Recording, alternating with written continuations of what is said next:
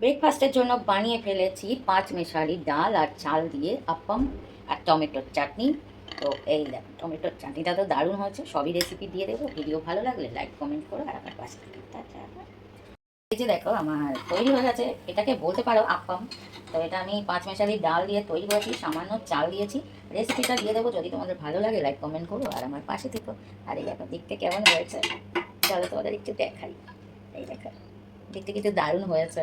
দেখো এই দেখো, আর এর সঙ্গে আছে টমেটোর চাটনি।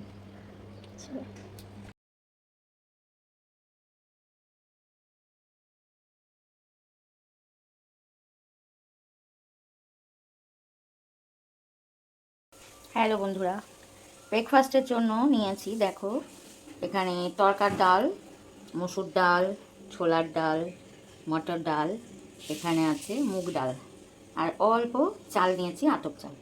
তো এটাকে ভালো করে ধুয়ে আর ভিজিয়ে রাখবো।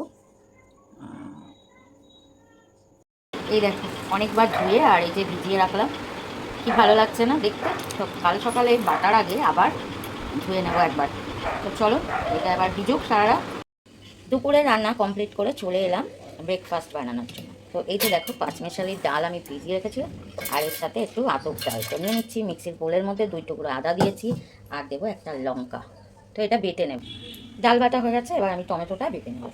এই যে টমেটোর মধ্যে নিয়েছি একটু কাঁচা লঙ্কা, আদা, রসুন, আর নেব হচ্ছে এই বাদামটা। বাদামটা আমি ধুয়ে নিয়েছি, বাদামে অনেক সময় বালি থাকে। তো এই দেখো রেডি হয়ে গেছে, টমেটো আর বাদাম সব বেটে নিয়েছি। তো চলো একটা বোলের মধ্যে নিয়ে নিই।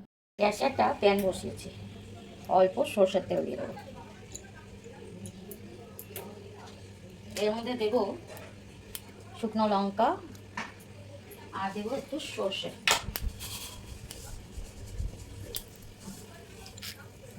খুব বেশি দরকার নেই।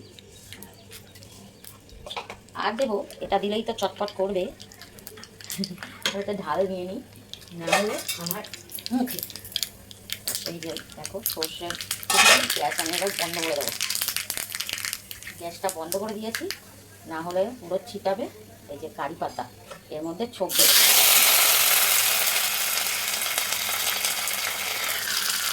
তো চলো কারি পাতা দিয়ে দিয়েছি। কারি পাতাটা কিন্তু আমি একটু কুচিয়ে নিয়েছি। কেন কুচিয়ে নিয়েছি দেখাচ্ছি চলো। এই যে দেখো এই যে ছোপটা আমি কিছুটা দেবো এর মধ্যে, কিছুটা দেবো এই যে টমেটো বাটায়। একবারে দুটো কাজ হয়ে যাবে আমার। তো দেখো এই লঙ্কাটা আমি এখানে নিয়ে নেব। আচ্ছা, এবার এটা হচ্ছে হয়ে গেল আমার টমেটোর চাটনি। এর মধ্যে দেবো লেবুর রস,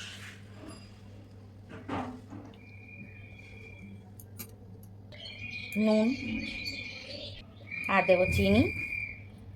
তো এই যে আমার রেডি হয়ে গেল টমেটো আর চীনা বাদামের একটা সুন্দর একটা চাটনি, সাম্বার চাটনি। তো কেমন হয়েছে চাটনি রেসিপিটা তোমরা দেখো। এবার চাটনি সাইডে করে দিচ্ছি। এই যে এটা ডাল বাটাটার মধ্যে অল্প নুন দিলাম আর অল্প চিনি দিয়েছি। তো এটা এবার ভালো করে মিশিয়ে নেব। সামান্য খাওয়ার সোডা, সামান্য খাওয়ার সোডা। তো এটা ভালো করে এবার আমি একটু মিশিয়ে নেব। ভালো করে মিশিয়ে নিয়েছি, এবার আমি এটাকে তৈরি করব। গ্যাসে বসিয়েছি একটা প্যান। গ্যাস কিন্তু একদম কম করে দিতে হবে। প্যানটা গরম করে আর আমি গ্যাসটা একেবারে কমিয়ে দিলাম। তো এর মধ্যে একটু তেল লাগিয়ে দিতে হবে। তো অল্প করে তেল ব্রাশ করে দিলাম। তো এবার যেটা করব, এই যে অল্প অল্প করে এই ব্যাটারটা, ডালের ব্যাটারটা আমি এর মধ্যে দিয়ে দেবো। তো এই যে দেখো বন্ধুরা সব বাটিগুলো আমি দিয়ে দিলাম একটু করে ব্যাটার। তো এবার এটা ঢাকা দিয়ে দেবো। আর গ্যাস কিন্তু একদম কম রাখতে হবে। তো 10 মিনিট রাখতে হবে গ্যাস কম করে, না হলে কিন্তু ভেতরে কাঁচা থাকবে আর নিচটা পুড়ে যেতে পারে। তোমরা এটা হাঁড়ির ওপর জল দিয়ে ভাপেও করতে পারো। তো আমি আজকে এইভাবে করলাম। তো চলো 10 মিনিট বা 15 মিনিট পরে আসছি।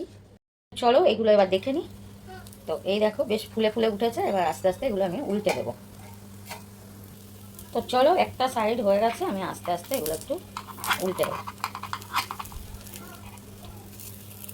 এই সাইডটা একটু এইভাবে সেঁকে নেব। তো চলো সবগুলো উল্টে আমি দেখাচ্ছি। একটু আস্তে আস্তে করতে হবে। একটা ভিডিও বানাতে কত কষ্ট হয় বন্ধুরা, তারপর যদি একটু লাইক কমেন্ট না পড়ে তো কত খারাপ লাগে বলো। এই যে দেখো আমার এই রেসিপিটা কত সাবধানে কাজ করতে হচ্ছে দেখো। এই যে এইভাবে একটু উল্টে দিলে ওই সাইডটাও রেডি হয়ে যাবে। আর বন্ধুরা এটা এই ননস্টিকের প্যানটা হলে ভালো হয়। এই যে দেখো, ও মাই গড, এই যে একটু ছ্যাঁকা লেগে গেল, ঠিক আছে।